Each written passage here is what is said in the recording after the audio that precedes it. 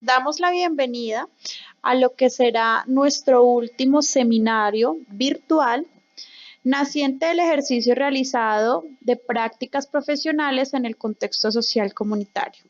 El tema que nos compete el día de hoy se denomina Paradigmas de investigación emergentes en psicología.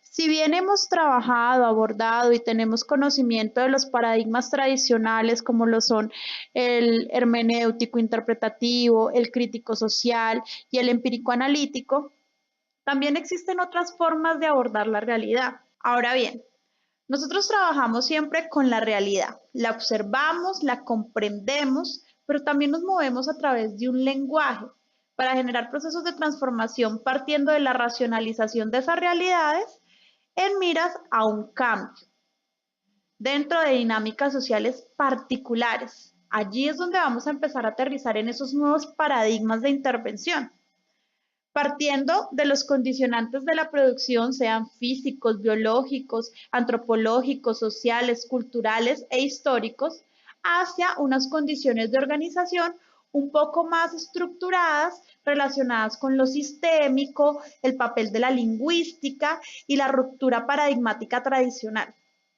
Entonces, aquí la invitación es que empecemos a reconocer y abordar esos paradigmas imaginados y desconocidos que realizan unos abordajes alternativos de la realidad social.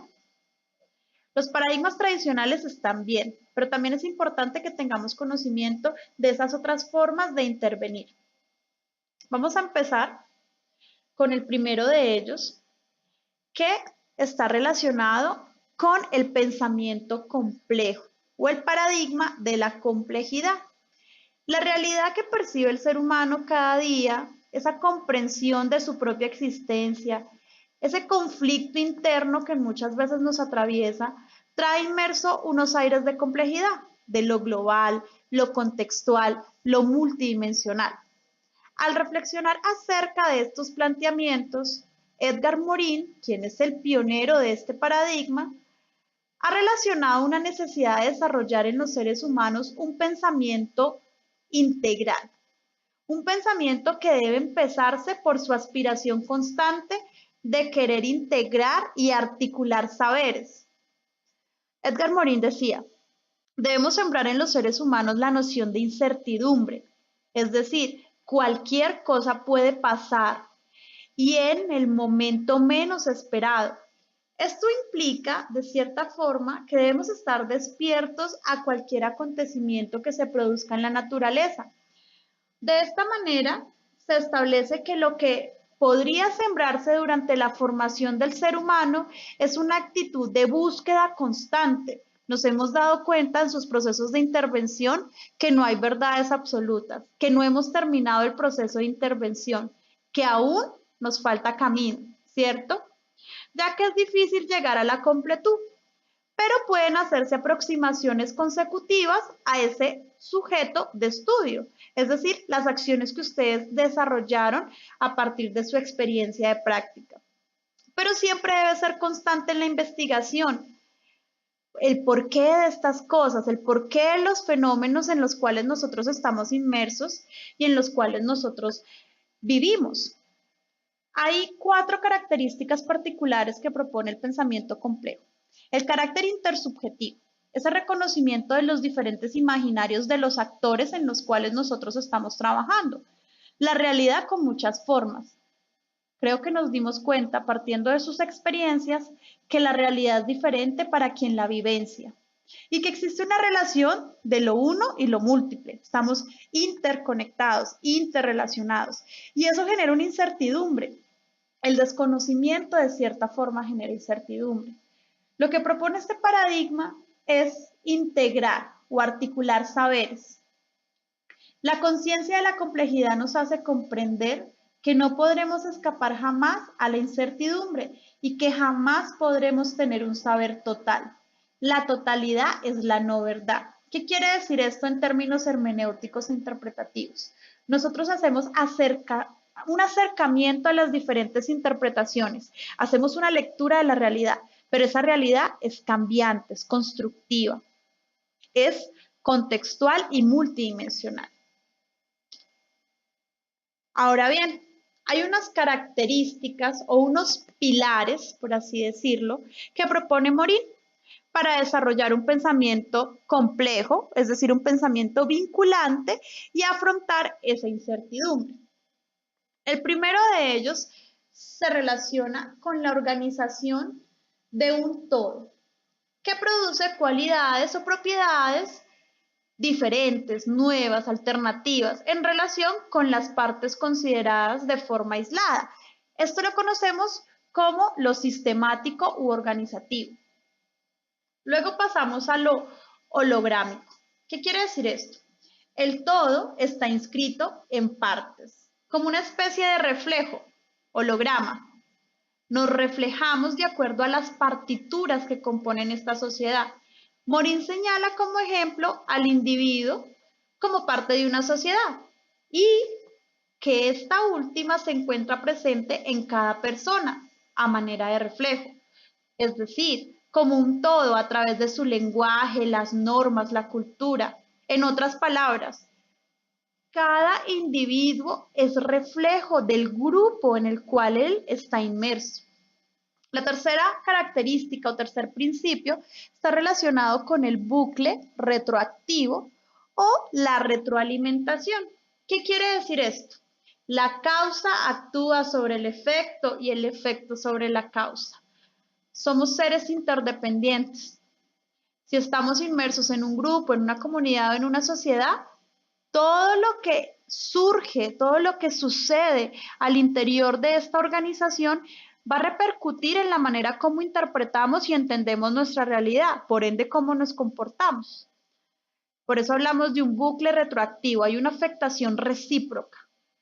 El cuarto está relacionado con el bucle recursivo. Es un proceso de autoproducción y autoorganización.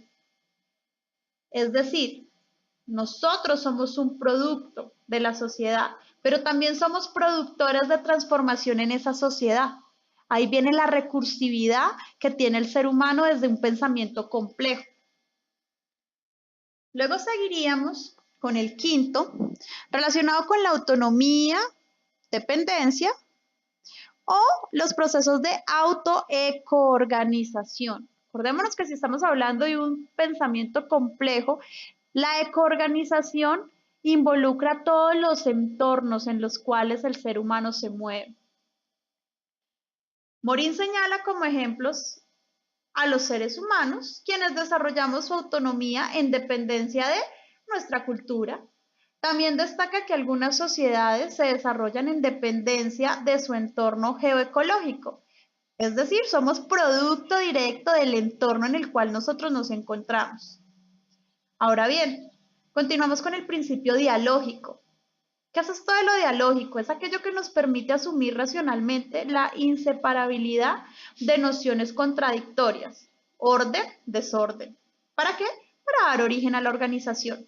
Esa dialogicidad genera una binariedad de confrontación, pero también de producción de nuevos resultados.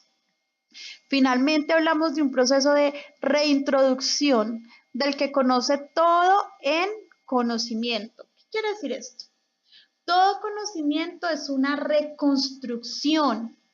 En otras palabras, es una traducción que lleva a cabo una persona de acuerdo a una cultura y tiempo específico. Todos nosotros releemos, recomprendemos, deconstruimos imaginarios y esto se hace a través de las acciones del psicólogo. Ahora bien, hablemos de otro paradigma emergente que no es tan desconocido para nosotros, que lo hemos trabajado y lo hemos abordado desde diferentes escenarios de la práctica o partiendo de procesos de intervención, siendo el paradigma sistémico o la teoría de los sistemas.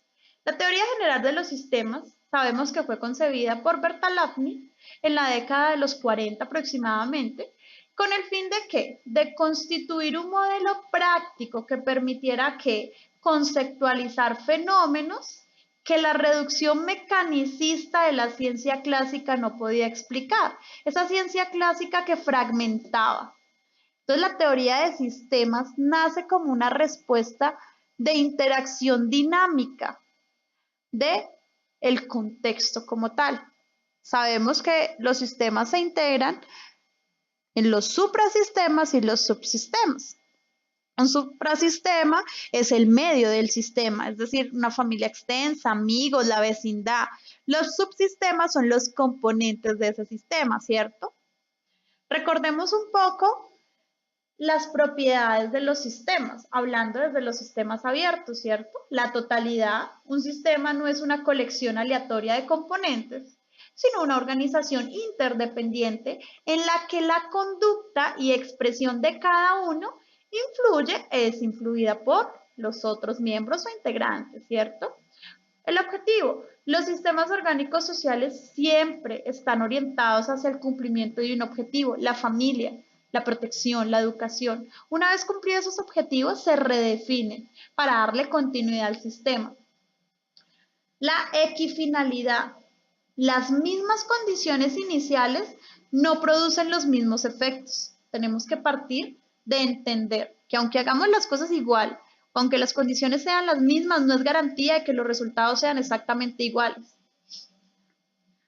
Estamos hablando ahora de la protección del crecimiento, que es fundamental para mantener aquellos procesos de homeostasis y morfogénesis en los sistemas. Ahora hablamos de la equipotencialidad. ¿Qué es la equipotencialidad? Si una de las partes del sistema falla, las siguientes tienen la capacidad de asumir dicha función o rol. Es decir, si uno de los integrantes en la familia fallece, de pronto se aísla del sistema, debemos suplir esas necesidades y es lo que debemos reconocer y entender tanto en las familias como en los sistemas con los cuales nosotros trabajamos. Cerraríamos con la causalidad lineal y circular. Ahora bien, para finalizar estos tres paradigmas emergentes, abordaremos un paradigma poco conocido, pero muy importante, el paradigma del caos o en la teoría del caos, de lo caótico, de lo impredecible. Bueno, cuando hablamos del caos, esta teoría inicia por Henri Poincaré, que se convierte en su precursor, pero más adelante empieza a ser popularizada por Edward Lorenz. Consideramos entonces que la teoría del caos establece que pequeños cambios en las condiciones iniciales crean grandes diferencias respecto al resultado final. ¿Qué quiere decir eso? Muchas veces les he dicho en clase, pequeñas acciones generan grandes transformaciones. Cuando hablamos del caos, no hablamos de esa concepción negativa, nociva, como relacionado o sinónimo al desorden. Cuando hablamos del caos, es el reconocimiento de todas las perspectivas que se pueden entender y tener en cuenta durante el análisis de una realidad. El caos al que se refiere esta teoría no implica una falta de orden, sino que los hechos y la realidad no se ajustan a un modelo lineal. Cuando nosotros hablamos de progreso, siempre pensamos en un modelo lineal, unívoco, directo, como si estuviéramos visualizando una flecha en este momento. Pero al hablar de la teoría del caos, vemos las múltiples opciones que existen, lo no lineal, lo circular, lo dispar, lo diferente. Las posibilidades aquí son múltiples, pero los resultados son limitados y existen predisposiciones. A esto se le llaman atractores. ¿Qué hacemos nosotros los psicólogos o los investigadores? Trabajar con esos atractores para cambiar esos resultados y que los resultados no sean limitados, sino que se conviertan en resultados ilimitados. Para finalizar, quiero que no olviden que el conocimiento no es una vasija que se llena, sino un fuego que se enciende. Gracias por su escucha.